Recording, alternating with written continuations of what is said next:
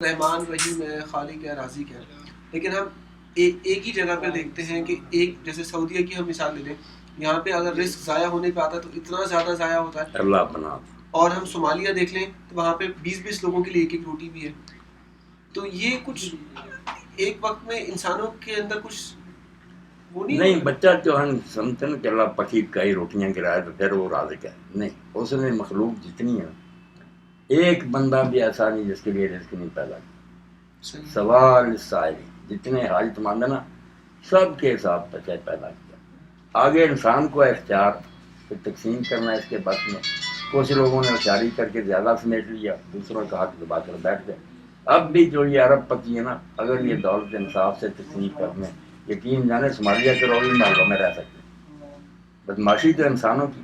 اسی لیے اقبال کہتے ہیں نا کہ زیر گردوں پکڑو مسکین چراغ، یہ آسمان کے نیچے غریبی کیوں ہے؟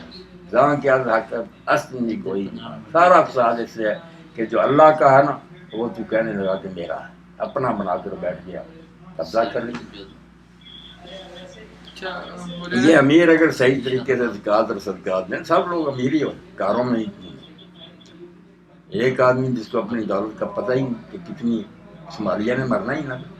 اللہ نے سب کے لیے برابر پیدا، بانٹ نہیں صحیح رہے. وہاں پہ ہم نے دیکھا لوگ بھوک سے مر رہے ہیں. وہ بھوک سے اسی لیے مر رہے ہیں، دوسروں نے ان کا دبا رکھا. دوسرے علاقوں میں جو لوگ ہیں وہ دے ان کو.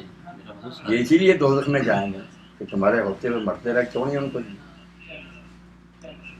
اللہ تعالیٰ خود براہ راست دے، پھر بندوں کا کیا امتحان.